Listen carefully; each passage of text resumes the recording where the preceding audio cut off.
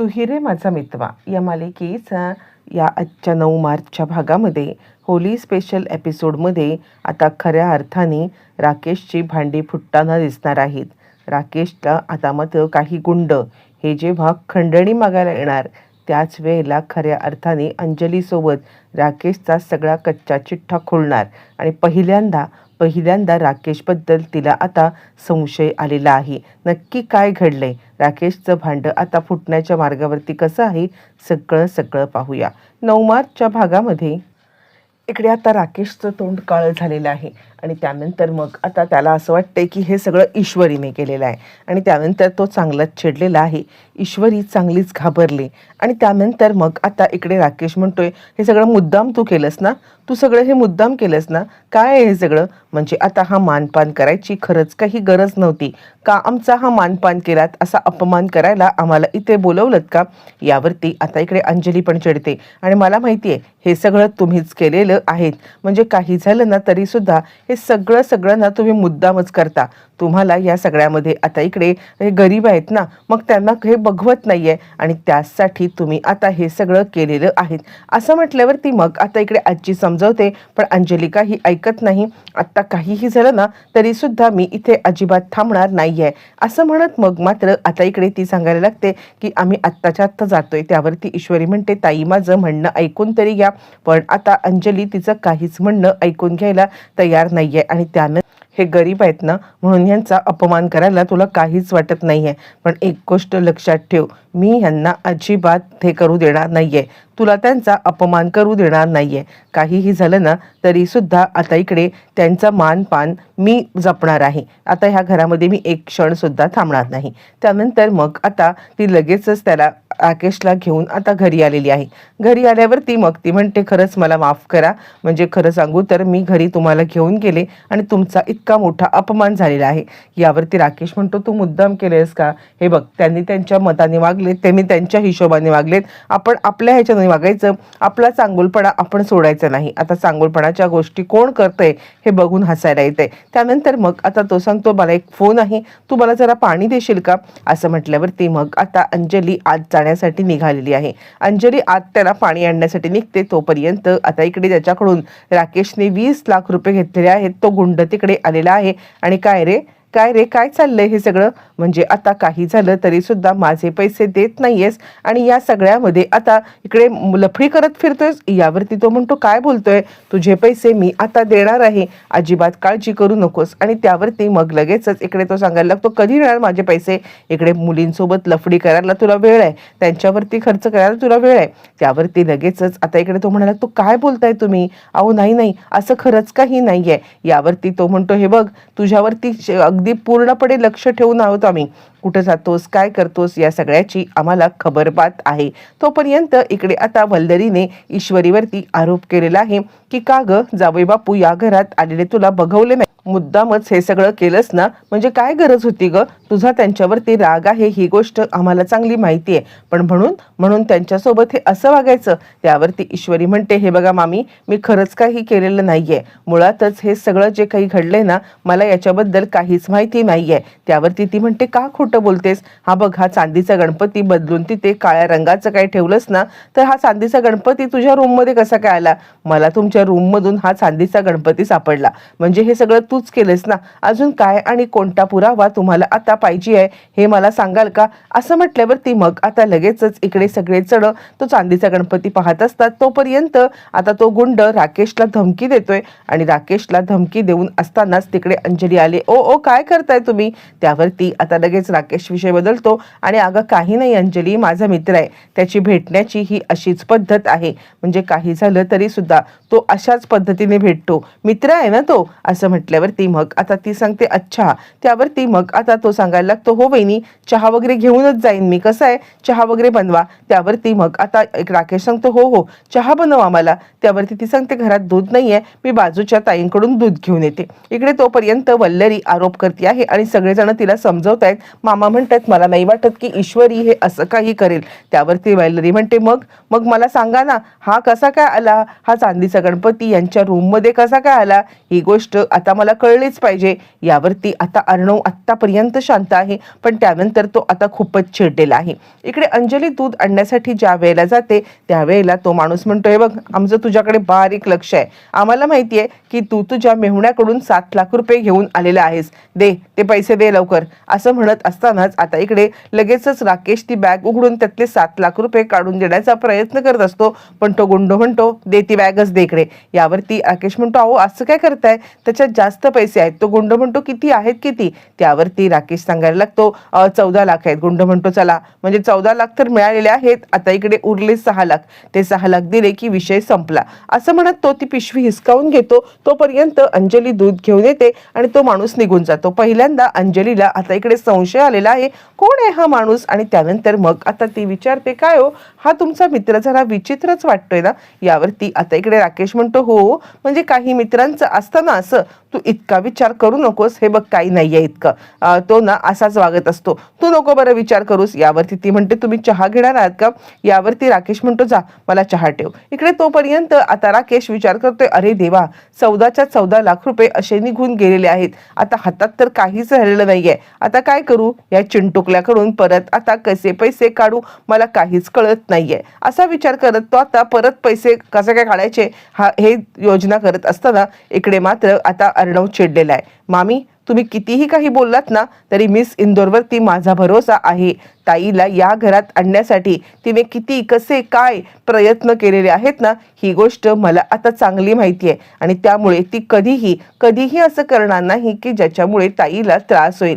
ही गोष्ट सुद्धा आता मला चांगली माहिती आहे. मामी तुम्ही काहीही बोलण्याचा प्रयत्न करू नका. माझ्या बायकोवरती पूर्णपणे विश्वास आहे. आणि ही माझ्या रूममध्ये सापडला ना गणपती, मग तुम्हाला असं का नाही वाटलं की आता या रूममध्ये मी पण राहतो, मी हे सगळं केलं असेल. खबरदार, माझा ईश्वरीवरती 100% विश्वास आहे आणि ती असं काहीही करणार नाही, ही गोष्ट मी ठामपणे सांगू शकतो. असं म्हटल्यावरती इकडे मामा म्हणतात, हो माझा पण ईश्वरीवरती विश्वास आहे. त्यानंतर एक एक करत सगळेजण निघून जातात. आणि त्याच वेळेला मग आता ईश्वरी वल्लरीकडे रागाने बघते, आणि तुला काय वाटलं, तू काय चीज आहेस मला आता माहित नाहीये का. हे बघ काहीही झालं ना तरी सुद्धा आता इकडे तुझं भांडं फोडल्याशिवाय मी राहणार नाहीये. घरातल्या कुणालाही माहित नसेल की तू काय चीज आहेस ती, पण आता मी सगळ्यांच्या समोर तुझं भांडं फोडणार. वल्लरी विचार करते, ही ईश्वरी जरा जास्तच हवेत उडायला लागलेली आहे. आणि त्यावरती ईश्वरी म्हणते, बघितलंस ना, आणि माझा नवऱ्याचा माझ्यावरती 100% विश्वास आहे, त्यामुळे मला कोणाची भीती नाहीये. बघितलंस ना, इतकं सगळं झालं आणि माझा नवरा माझ्या पाठीशी सगळ्यांच्या समोर खंबीरपणे माझे आरोप खोडून काढण्यासाठी तयार होता. याच्यातच सगळं आलं. आणि हेच सगळं तू समजून घे, कितीही माझ्यावरती आरोप केलेस तरी माझा नवऱ्याचा तुझ्यावरती विश्वासच नाही बसणार हे तर नक्कीच. पण आता त्याने सगळ्यांच्या समोर माझी बाजू हक्काने घेतली, हे विसरू नकोस. असं म्हणत ईश्वरीने मोठ्या अभिमानाने आपल्या नवऱ्याचं हे सगळं बोलत असते. आणि वल्लरी विचार करत असते, काहीही होऊ दे, तू जास्त उडतेस ना, तुला दाखवते मी काय करायचं ते. इकडे आता अर्णव रूम मध्ये आलाय आणि त्यानंतर अर्णव खूपच चिडलेला आहे. त्यावरती ईश्वरी त्याला सांगत आहे, हे बघा तुम्ही नका चिंता करू. यावरती तो म्हणतोय, कसं नको चिंता करू, मला तुम्ही एक गोष्ट सांग की हे सगळं घडलं तरी कसं, काय झालं. आणि तो आता राकेश आहे ना, दरवेळेला आपल्यालाच या सगळ्यामध्ये अडकवण्याचा जो काही प्रयत्न करतोय ना, तो त्याचा प्रयत्न हाणून पाडल्याशिवाय मी आता गप्प बसणार नाहीये. बास अति झालं त्याचं. असं म्हणत आता ह्या दोघांचं बोलणं चालू आहे. त्यावरती ईश्वरी मात्र आता त्याला शांत करते आणि तुम्ही चिंता करू नका, काहीही झालं ना तरी सुद्धा सगळं ठीक होणार आहे, तुम्ही स्वतःला त्रास करून घेऊ नका असं सांगते. काहीही झालं तरी सुद्धा आपण आता मार्ग काढू. तोपर्यंत राकेशने फोन केलाय आणि काय रे चिंटुकल्या, तू आता मला घरी बोलवून तोंडाला काळं फासण्याचं प्लॅनिंग केलं होतंस ना. यावरती मग आता तो सांगायला लागतो, आता तुझ्या बहिणीसोबत तुला मी होळी खेळू देणार नाहीये.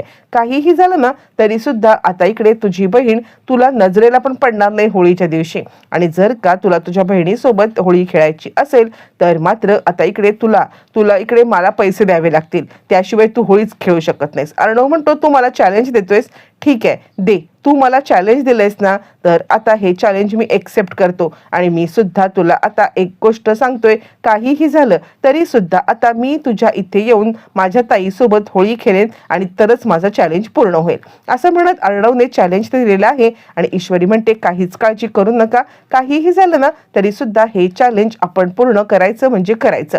मग आता इकडे ईश्वरी दुसऱ्या दिवशी धुलीवंदनच्या खाली आले आणि आजी तिला काहीतरी बोलतेय. ईश्वरी म्हणते आजी, मी तुम्हाला खरंच सांगते, मी हे काही केलेलं नाहीये. त्यावरती आजी म्हणते अगं झालं गेलं मी कधीच विसरून गेलेली आहे, तू नको इतकी चिंता करू. आज धुळवडीचा कार्यक्रम आहे ना, तू स्वतःच्या मनाला त्रास करून घेऊ नको, सगळं काही ठीक होणार आहे. मग काय ईश्वरी आणि आकाश हे दोघं जण आता अर्णवला रंग लावण्याचं प्लॅनिंग करतात.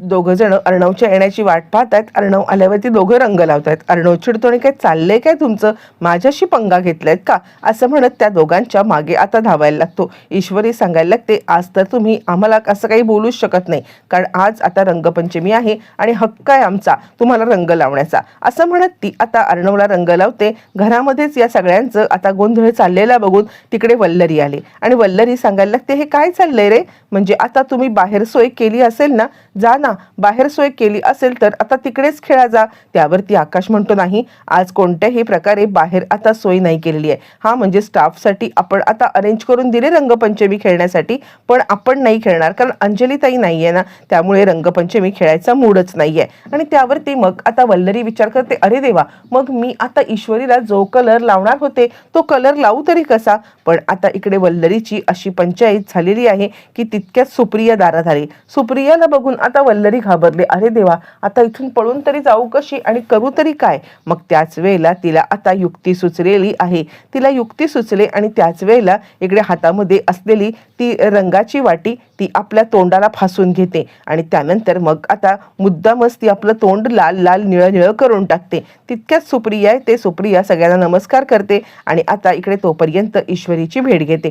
ईश्वरी खूपच खुश झालेली आहे. आई तू आलीस असं म्हणत आपल्या आईला मिठी मारते. त्यावेळेला मग आता लगेचच मामा म्हणतात वल्लरी अगं हे काय सगळं. वल्लरी म्हणते तुमचा धक्का लागला म्हणून हे सगळं झाले, शी आता मला आंघोळ करायला लागेल. तोपर्यंत सुप्रिया म्हणते नमस्कार बहीणबाई. पण वल्लरी या प्रश्नाचं काहीच उत्तर देत नाहीये आणि वल्लरी तिकडून निघून जाते. त्यानंतर सुप्रिया सांगायला लागते खरं तर मी तुमच्या सगळ्यांसाठी आता पुरणपोळी घेऊन आलेली आहे, कुठे आहेत अंजलीताई कुठे आहेत. त्यावरती अंजलीचा विषय निघाल्यावरती सगळेजण आता मात्र गप्प बसलेले आहेत आणि कोणीच काही बोलत नाहीये. त्यानंतर मग आता लगेचच विषय बदलण्यासाठी आकाश सांगायला लागतो नम्रता कुठे आहे. त्यावरती मामा आता त्याला आता मुद्दाम चिडवतात, काय रे आम्ही सगळेजण इकडे आहोत पण तुला बाकी सगळ्यांशी काही पडलेलं नाहीये, तुला फक्त नम्रताच पाहिजे काय रे, हो ना काय रे. यावरती आता इकडे गडबडतो तो म्हणजे आकाश आणि सगळेजण हसायला लागतात. हे सगळं चालू असताना तोपर्यंत आता इकडे आंघोळ करून वल्लरी बाहेर येते आणि रूममध्ये येऊन आता निळ्या रंग रंगपंचमी खेळण्याचा आणि त्याच्यात काहीतरी आता पांढरं पांढरं टाकते आणि ती सांगते हा रंग ईश्वरी ज्या वेळेला तुला आता लागेल ना त्याच वेळेला आता इकडे तुझी कशी अवस्था होईल ना ती मी बघते. असं म्हणत तिच्या डोक्यामध्ये काही ना काहीतरी प्लॅन मात्र चालूच आहे. तोपर्यंत इकडे सकाळी अंजली राकेशला उठवते, त्याला रंग लावते आणि ती सांगते तुमच्या त्या मित्राला बोलवा ना आपल्याकडे. यावरती तो म्हणतो मित्र कशासाठी. अंजली म्हणते तो मित्रच आहे तुमचा, मग बोलवा की त्याला. यावरती राकेश गडबडतो, हिला काय पडलंय त्या मित्राला बोलवायचं. यावरती ती म्हणायला लागते अहो म्हणजे आपलं इथे जास्त कोणी ओळखत नाही ना आपण कोणाला, म्हणून मला काय वाटलं माहितीये का, त्याला जर का तुम्ही इकडे बोलवलत ना तर आपली ओळख होईल, वेळप्रसंगी त्याला आपल्याला बोलवता येईल. यावरती आता तो म्हणतो नको नको म्हणजे घरात कशाला जेवा बिवायला, एक काम करूया आज आपल्या इकडे चाळीमध्ये होळीचा प्रोग्राम आहे ना, तर आपण एक काम करू की आपण न त्याला इकडे चाळीमध्ये बोलवून घेऊ, घरामध्ये वगैरे नको. आणि त्यानंतर मग आता इकडे म्हणजे इकडे अंजली विचार करायला लागते, अरे देवा म्हणजे हे असं का बोलतायत, मला तर खरंच काही कळत नाहीये की आता ह्यांनी असं का बोलावं, हे नक्की ह्यांचे मित्रच आहेत ना की माझ्यापासून काही आता लपवत आहेत. असं म्हणत तिला पहिल्यांदा डाऊट आलाय आणि आता इकडे होळीचा खेळ सुरू झाल्यावरती आता पहिल्यांदा अंजलीला आठवण आलेली आहे आपल्या भावाची आणि हे सगळं तिला आठवतं आहे कशा प्रकारे ती आता चिंटू सोबत होळी खेळायची. तितक्यात तिथे आलेला आहे राकेश आणि काय करते, चल आपण छानपैकी होळी खेळूया असं म्हणत तो आता होळी खेळण्यासाठी तिला पुढे घेऊन येतोय तोपर्यंत अंजली आणि आता अर्णव दोघं आलेत. अर्णव म्हणतो ताईने आपल्याला ओळखलं तर? अंजली सांगते असा कलर फासायचा ना की आपणच आपल्याला आरशात ओळखू शकणार नाही. आणि त्यानंतर मग आता अंजलीला रंग लावण्यासाठी दोघं जण आलेत आणि पटकन अर्णवच्या तोंडून निघून जाते की हॅपी होली ताई. ताई असं म्हटल्यावर ती आता चिंटू असं म्हणून तिकडे पाहते. आता इकडे चिंटूला ती ओळखणार का? पण याच भागामध्ये राकेशची भांडी आता फुटताना दिसणार आहे.